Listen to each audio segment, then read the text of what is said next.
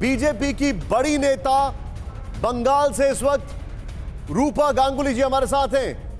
Ma'am बहुत बहुत शुक्रिया टीवी 9 भारतवर्ष के लिए समय निकालने के लिए। मैम आप इस पर आपका पहला रिएक्शन क्या है? ये तो ऐसा लग रहा है जैसे जानलेवा हमला है। देखिए, शर्मनाक घटना है। ये कई दिनों से चलता ही जा रहा है, ये खत्म ही नहीं हो रहा है।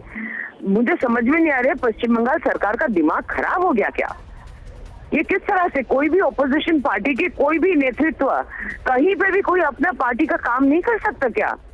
कैसा वो कह सकते हैं कि यही उनके भाषा में यही गणतंत्र है? ऐसा थोड़ी हो सकता कि हम लोग भारतीय जनता पार्टी के नड्डा जी आए हुए हैं, हम लोग कहीं कोई प्रोग्राम नहीं कर पाएंगे?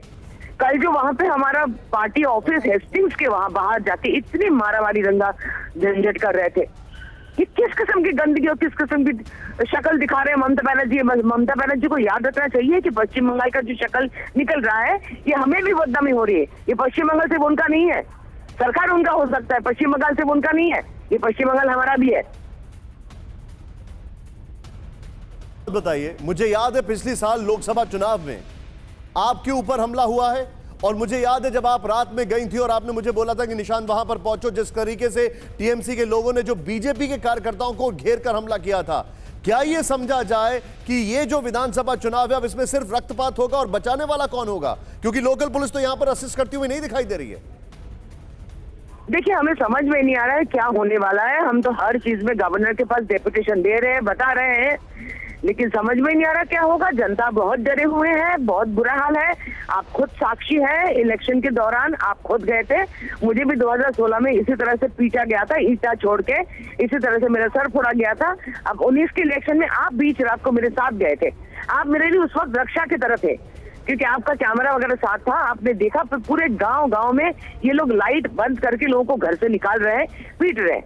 क्यों? कि वो सिर्फ मोदी जी के सभा में सुनने के लिए क्यों गए हैं? इसी वजह से उनको इतनी बुरी तरह से तंग किया गया है, पूरे गांव में अंधेरा बना के, इतना डरा गया घर से निकाल के। तो हम लोग सब गए थे, तब फाइनली कुछ देर बाद उसको सेलेक्ट किया गया, डर के मारे वो लोग चले गए। तो ये हर जगह में पश्चिम बंगाल में हो रहा है। पिछले 3 दिन में 3 कार्यकर्ता मारे गए। इसको लेकर ये घटना को लेकर 130 वगैरह छोड़ गया और नंबर संख्या गिनाने में शर्म आती है, बुरा लगता है, समझ में नहीं आता ममता बनर्जी क्या कर रही है। मैम मुझे एक चीज बताइए, आपकी पार्टी की स्ट्रैटेजी क्या होगी? आप कैंपेनिंग करेंगे, खुद को डिफेंड करेंगे, कार्यकर्ता को कन्विंस करेंगे या उसको डिफेंड करेंगे कैसे सब? देखिए, पार्टी का काम बूथ लेवल तक किस तरह से संगठित करना होता है वो तो अलग काम है, वो हमको करने देंगे तो वो हम कर पाए हैं। बहुत देर तक हम लोग आगे बढ़ चुके हैं। 19 के इलेक्शन से वो इतनी डर गई है चीफ मिनिस्टर कि ये कोशिश कर रहे हैं कि हम लोग बाकी अपना काम पूरा ही नहीं कर पाए। उनको क्या लगता है ये गुंडागर्दी करके वो जीत पाएंगी? मैं बताती हूँ पश्चिम बंगाल की जनता को, खुला अगर आप छोड़ देना वो सब जाके आज के आज ममता को उखाड़ के फेंक देंगी, आज के आज। प्लीज बताइए रूपा जी, क्या आपकी पार्टी अभी बंगाल में राष्ट्रपति शासन की मांग करती है ऐसे हालात को देखते हुए?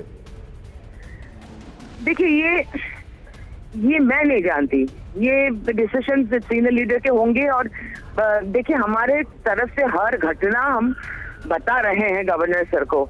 अब ये हम लोगों की मतलब ये आप गलत सवाल मुझे कर लिए हैं, मैं इसके बारे में नहीं जानकारी रख सकती हूँ, लेकिन इतना तो मैं बता सकती हूँ कि होम मिनिस्टर जी ने आज सुबह ही कल का घटना को लेकर भी इंक्वायरी बिठाए हैं और सवाल उठाए हैं ममता बनर्जी के पास। देखते क्या जवाब देते हैं। एक चीज मैं आपसे जानना चाहूंगा, जैसे इतने बड़े बड़े नेताओं के ऊपर हमला हो रहा है, जो ग्रास रूट के लेवल कार्यकर्ता हैं उनके ऊपर हमला हो रहा है। पिछले साल का उदाहरण हम सबको पता है, जब मैं आपके साथ गया था आपने मुझे बोला था रात में जब कार्यकर्ताओं को मारा जा रहा था। मैं ये जानना चाह रहा हूं कि अगर वहां पर लॉ एंड ऑर्डर की ये स्थिति है, ऐसी स्थिति में फिर ऑप्शंस क्या बचते हैं? आप जो अपोजिशन पार्टी है उसको कैंपेनिंग के लिए या उसको जिस तरीके से अपने कॉन्स्टिट्यूएंसी जो है उसके पास पहुंचे, कैसे क्या ऑप्शंस बचेंगे?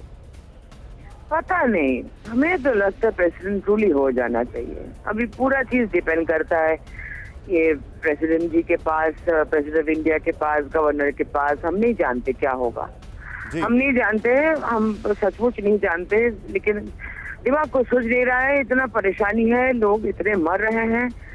कार्यकर्ता अच्छा नहीं लग रहा है। आपको याद होगा मैंने आपको बोला भी था कि अगर जिंदा वापस आते तो आपसे बात करेंगे।